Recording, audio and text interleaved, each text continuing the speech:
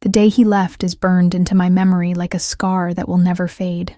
I can still see the doorway, the way he grabbed his jacket without looking back, the sound of his footsteps fading down the stairs while I stood frozen with one child on my hip and another growing inside me. It wasn't a fight. It wasn't a dramatic goodbye. It was worse. It was silence. He just decided that we weren't his responsibility anymore, that I wasn't his partner, and that our children weren't enough to keep him here. And in that single moment, my world shattered. I was barely 20 years old, already holding the fragile weight of a toddler who depended on me for everything, and carrying the second life that was just beginning inside me. When I saw the door close behind him, I thought I had lost everything. My partner, my stability, my future.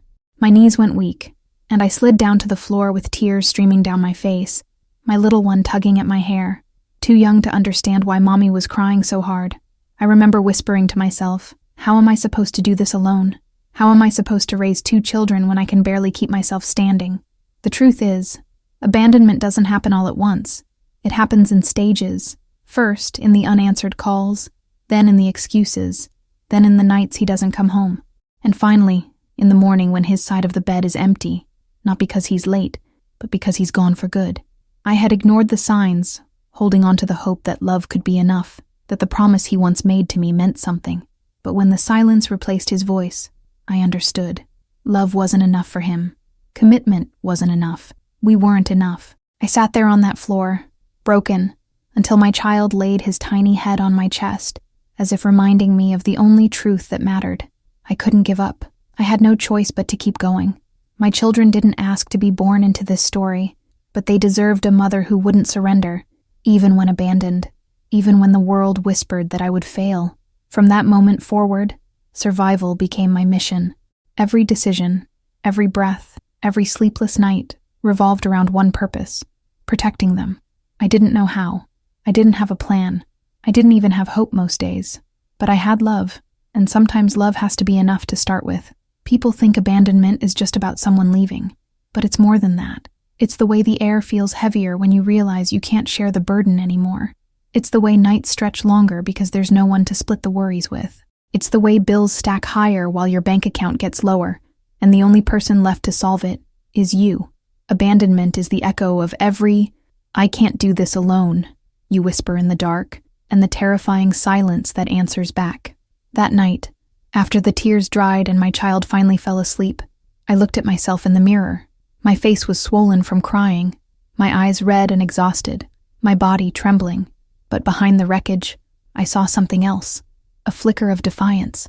He could leave, he could abandon us, but I would not abandon myself, and I would never abandon my children. That was the first time I truly understood what it means to be a mother. Not the soft, pretty version people talk about in magazines, but the raw, unrelenting version where you fight even when you're on your knees, where you love even when your heart is breaking, where you keep moving even when every part of you wants to stop. So I wiped my face, kissed my sleeping child, placed a hand on my belly, and made a silent promise. We are going to make it. Somehow, some way, we will survive. And one day, I will look back at this moment not with defeat, but with pride. I didn't know then what the journey would cost me. I didn't know how many nights I would cry into my pillow, how many times I would skip meals so my children could eat, how many stares and whispers I would endure. But I knew this: he could abandon me, but I would never abandon them. And that promise, the one I made on the darkest night of my life, became the light that carried me forward. Before he left, I used to believe in the picture-perfect version of love, the kind of love you see in movies, where arguments always end with apologies, where children grow up in warm homes filled with laughter, where promises are never broken. At 20, I thought I had found that story. I believed him when he said forever, when he held my hand and told me we'd figure everything out together. I believed him when he said being young parents didn't mean being doomed, that we were strong enough to raise our child and still chase our dreams. And for a little while, I clung to that illusion. When my first child was born, I was terrified but hopeful. I looked into those tiny eyes and thought, we'll be okay because we have him, and he has us. Nights were sleepless, mornings were chaotic, and money was always short, but there were moments of joy too. First smiles, little giggles, soft hands wrapping around our fingers. Those were the moments that convinced me love could conquer the weight of responsibility. But the cracks started to show earlier than I wanted to admit. He worked when he wanted, spent nights out with friends, and carried the kind of restlessness that made commitment feel like a prison to him. I told myself he was just adjusting, that being young and tied down was hard, that with time he'd learn to stay. I wanted to believe we were building a family, not teetering on the edge of collapse. When I discovered I was pregnant again, I was filled with both fear and cautious excitement. A second baby was not part of our plan, but I thought maybe it could be the anchor that steadied us. I imagined he would see this new life as a reason to grow up, to step fully into fatherhood. I held on to the hope that 2 children would remind him that he was needed, that we needed him. But instead of drawing him closer, the news pushed him further away. He became distant, phone calls unanswered, excuses that didn't add up, nights spent away from home. His laughter no longer belonged to me, nor did his comfort. And though I tried to hold on, cooking his favorite meals, begging him to talk, reminding him of the family we had, my efforts were like trying to catch smoke with bare hands. Slowly, painfully, I realized I was carrying this family alone, even before he physically walked out the door. When he finally abandoned us, it was almost inevitable, though that didn't make it hurt less. I remember holding my toddler in one arm and touching my belly with the other, feeling the flutter of life inside me, while the man I had trusted turned his back. The silence after the door closed was deafening. It wasn't just the absence of his voice. It was the absence of a future I had built in my mind. It was the death of every plan, every dream I had tied to the idea of us. I didn't have time to grieve properly. With one child already depending on me and another on the way, grief had to take a backseat to survival. Diapers didn't wait for my heartbreak to heal. Bills didn't pause because my partner had disappeared. Morning sickness didn't ease out of sympathy. My life became a blur of tasks: finding childcare, scraping together money for groceries, attending prenatal appointments alone, and trying to keep my toddler's world from crumbling along with mine. People around me had mixed reactions. Some judged. They whispered about how careless I must have been, how irresponsible to have not 1 but 2 children so young. Others pitied me, their eyes heavy with a sorrow I didn't want. A few were kind, offering words of encouragement or dropping off bags of baby clothes, but kindness often felt like a spotlight on my struggles. I didn't want to be seen as a tragedy. I wanted to be seen as capable, even when I didn't feel it. My family tried to help as much as they could, but they had their own battles. My mother was supportive, but she worked long hours to keep herself afloat, and there were only so many ways she could stretch her hands to catch me when I fell.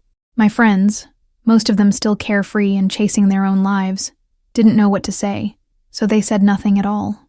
One by one, they drifted until I was left with the echo of their absence, another reminder of how alone I was.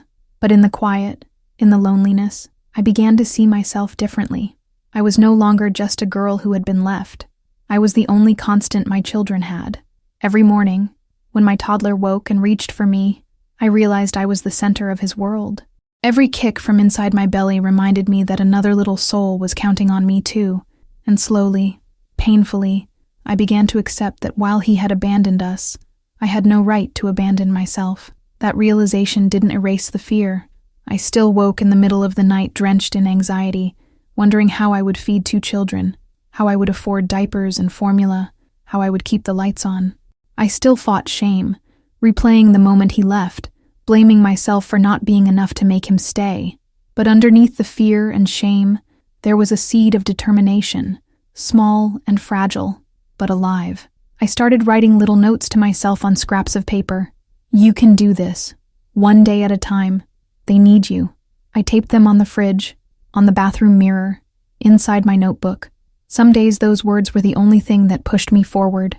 When I felt the weight of judgment pressing down, when I felt the exhaustion dragging me under, I'd catch sight of one of those notes and remind myself, forward is the only way. Looking back, the introduction to my journey wasn't glamorous. It was raw, messy, and filled with more tears than I want to admit. But it was also the foundation of everything that came next. It was where I stopped seeing myself as a victim of his choices and started seeing myself as a mother with a mission. He had abandoned us, but that didn't mean we were broken beyond repair. It meant the story was now mine to write, mine and my children's. And so, I began. A young woman, carrying 2 children on her shoulders, standing at the edge of a world that seemed determined to see her fail. With no partner beside me, no clear map ahead, only the fierce love in my heart, I stepped forward into the unknown. The weeks after he left felt like stepping into a storm without an umbrella. I had one child who still needed me to rock him to sleep every night, and another growing inside me who demanded more strength than I thought I had. Every morning I woke up to the sound of my toddler calling Mommy, and every morning I forced a smile, even when my chest ached with emptiness. He didn't understand why Daddy wasn't around anymore. He would look toward the door when it opened, expecting to see him, and when he didn't, he'd ask, "Where's Daddy?" The words cut deeper than knives. I never knew how to answer. Money quickly became the monster in the room. With only part-time work and no partner to help, bills piled up faster than I could count. Rent, utilities, groceries, medical visits. It all stacked against me like a wall too tall to climb. I remember nights sitting at the kitchen table with overdue notices spread out in front of me, my belly tight with stress, tears smudging the ink as I tried to figure out what to pay first. Sometimes it was the electric bill, other times the rent, often food. There was never enough for all three. I learned to sacrifice in silence. I skipped meals so my toddler could have seconds. I wore the same pair of worn-out shoes so I could buy diapers. I counted every penny at the checkout line, sometimes putting things back because the total was too high. Shame burned in my chest each time the cashier looked at me with pity. Or worse, judgment. Judgment became a constant companion. People assumed they knew my story just by seeing my swollen belly and my toddler tugging at my hand. Some whispered, others stared openly. At the clinic, a nurse once muttered, "Another one already?" as if I couldn't hear. In the grocery store, strangers shook their heads when my child cried in the cart, their eyes saying, "Too young, too reckless, too irresponsible." They didn't see the nights I spent awake, worrying about how to give my children a future. They didn't see the effort, the love, the sacrifices. All they saw was a girl who had messed up twice. Loneliness was worse than hunger or exhaustion. After he left, friends grew scarce. Their lives continued with parties, college, relationships, while mine revolved around nap schedules and doctor's appointments. Text messages slowed, then stopped. Invitations disappeared. I scrolled through pictures of them laughing together while I sat in a dark room, rocking a child to sleep with one hand and holding my aching belly with the other. I told myself I didn't need anyone, but the truth was, I longed for someone to simply sit beside me and remind me I wasn't invisible. Fear followed me everywhere. Fear of the future, fear of failing, fear of raising 2 children alone and not being enough for either of them. Some nights, I would wake in a panic, heart racing, drenched in sweat, imagining eviction notices, empty cupboards, sick children I couldn't afford to take to the doctor. I whispered prayers into the darkness, not because I was strong in faith, but because I was desperate. When my second baby finally came, joy and terror arrived together. I held that tiny, perfect life in my arms and felt love crash over me like a wave. But almost immediately fear followed. How will I provide? How will I divide myself between 2 little ones when I already feel like I'm drowning with one? The first months were brutal. My newborn cried endlessly through the night, while my toddler demanded attention during the day. Sleep became a luxury I couldn't afford. Some nights, I sat on the edge of the bed with one baby nursing, and the other clinging to my arm, tears streaming down my face as I whispered, "I can't do this. I'm not strong enough." But morning always came, whether I was ready or not, and so I kept moving, kept feeding, kept rocking, kept going. Work became another battlefield. I had to return to my part-time job quickly because every dollar mattered. Finding childcare was nearly impossible. Some days, I begged neighbors or distant relatives to watch the kids for a few hours. Other days, I carried my baby to a friend's house and prayed they would understand. The exhaustion of working late shifts, then coming home to care for 2 little ones, was a weight so heavy I sometimes collapsed on the floor and cried. But quitting wasn't an option. Survival left no room for surrender. Everywhere I went, people seemed ready to remind me of my failures. At the clinic, I felt eyes lingering when I checked in without a partner beside me. At school events, I stood alone while other parents arrived as couples. At church, whispers followed me down the aisle. The sting of judgment became so sharp that I stopped attending certain places altogether. Isolation grew, but it felt safer than the constant sting of other people's opinions. And yet, even in the darkest conflict, small moments of light kept me alive. My toddler's laughter when he learned to run in circles around the living room. My newborn's first smile, crooked and sleepy, but enough to melt every worry. The rare nights when both children slept at the same time and I could just breathe in the silence. Those moments were fleeting, but they were proof that my world wasn't only hardship, it was also love. The greatest conflict wasn't just with the outside world, but with myself. I wrestled with self-doubt every single day. Was I ruining my children's lives by raising them without a father? Would they grow up resenting me for not giving them more? Could love really be enough to fill the gaps where money and stability were missing? These questions haunted me, and some nights I believed the cruel answers my mind whispered back. But then, morning came again. My children's needs didn't pause for my fears. And every time I picked them up, fed them, kissed their cheeks, I realized that even in my brokenness, I was enough for them. Maybe not perfect, maybe not everything I wanted to be, but enough. Conflict defined those years. Poverty, judgment, loneliness, fear. But beneath all of it was a quiet, stubborn determination. I had been abandoned, yes, but I refused to let my children feel abandoned too. I carried the weight of two parents, even when my knees buckled under it. I chose to fight, day after day, even when no one believed I could win. The breaking point came one cold winter night, a night I'll never forget. My oldest was barely 3 years old, my youngest still an infant. We lived in a small, drafty apartment where the heater rattled like it was too tired to keep fighting. That evening, I sat at the kitchen table staring at a shut-off notice from the electric company. The bill was due in 3 days, and I had $20 to my name. $20 that had to stretch between food, diapers, and keeping the lights on. I remember holding that paper in my trembling hands, my stomach twisting with dread. My children were asleep in the next room, bundled in blankets to stay warm, their small breaths steady and innocent. I looked at their peaceful faces and felt the crushing weight of reality. If I couldn't pay, we would lose heat. We would sit in the dark. My babies would shiver because I had failed. I broke. My body shook with sobs so violent I thought I might collapse. I pressed my hands to my face and whispered through tears, "I can't do this anymore. I'm not strong enough. Maybe they would be better off without me." The thought terrified me, but it was there, sharp, uninvited, and louder than reason. For the first time, I considered that maybe I wasn't meant to survive this, that maybe my children deserve someone stronger, someone more capable than a girl barely out of her teens, abandoned and drowning. The room felt suffocating, the silence pressing down like a weight. I wanted to scream, to run, to disappear. But then, like a miracle, I heard it, a small cry from the bedroom, my baby's voice, fragile and insistent, cutting through the darkness. I wiped my tears and stumbled to the room, heart still pounding. I picked him up, pressed his warm body against my chest, and felt his tiny fingers grip the fabric of my shirt. He didn't care about bills or shut-off notices. He didn't see failure. To him, I was safety. I was enough. I sank into the chair, rocking him gently, my tears falling onto his blanket. In that moment, clarity hit me like lightning. He couldn't survive without me. Neither of them could. They didn't need perfection or wealth or an easy life. They needed me, flawed, tired, terrified me, but still their mother, the only one who stayed. That night, I made a decision. I wasn't going to give up. No matter how hard, no matter how many nights I cried into the silence, I would not abandon them like he had abandoned us. I whispered into my baby's ear, "I don't know how, but I promise I will keep fighting for you. For both of you. You will never know what it feels like to be left." The days that followed tested that promise. I sold what little I had, an old television, a set of dishes, clothes that no longer fit.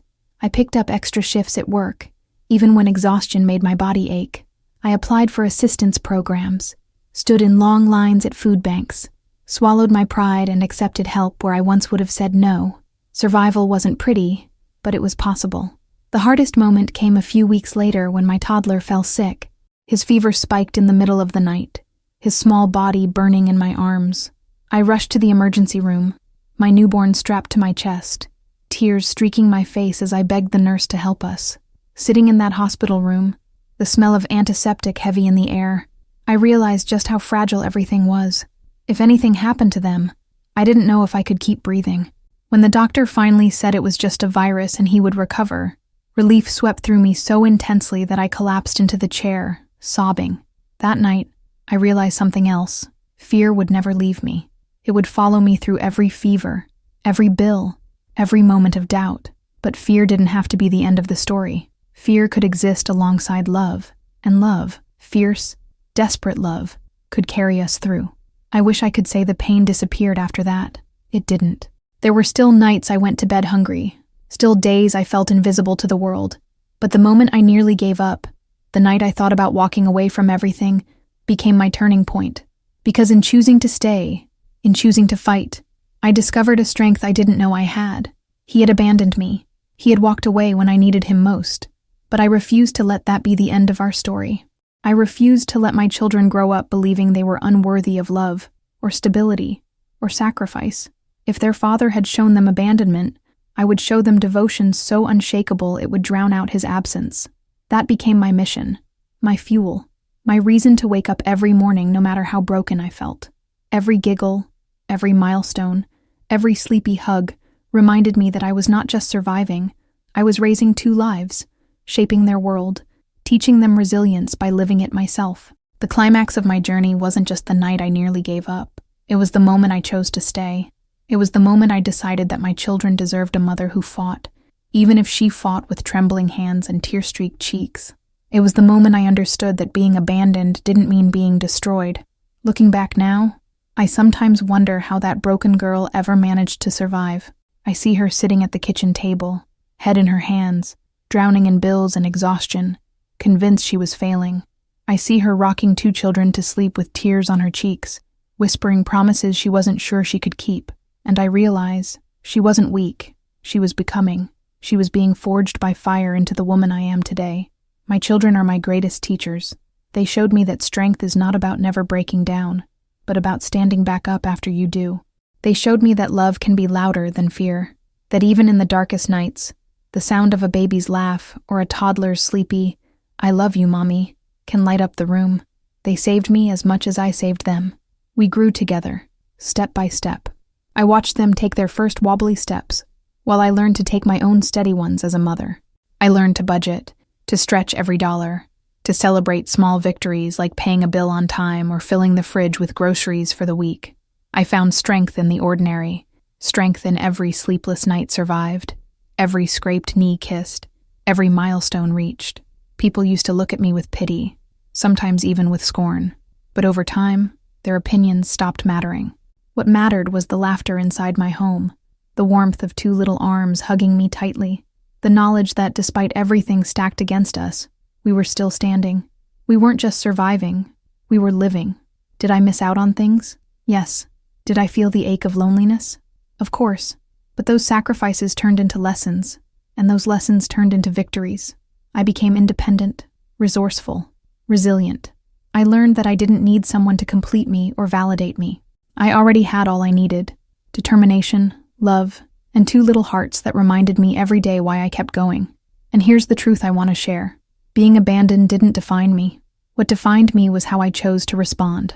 He left when I needed him most, but I stayed. I stayed for my children. I stayed for myself. I stayed to prove that no storm, no judgment, no fear could take away my ability to love and fight. Today, when I look at my children, strong, happy, and full of life, I know I made the right choice.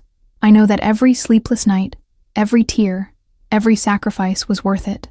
They didn't just grow up, they thrived. And so did I. If you are listening to this and you feel like you can't go on, I want you to remember this. You don't have to be perfect. You don't have to have it all figured out. You just have to take the next step. Show up one more day. Love a little harder. Hold on a little longer. Because one day, you will look back and see that survival became victory, and that the hardest season of your life was the one that made you unbreakable. He abandoned me when I needed him most, but I chose not to abandon myself. I chose not to abandon my children. And in that choice, I found freedom, strength, and a story worth telling.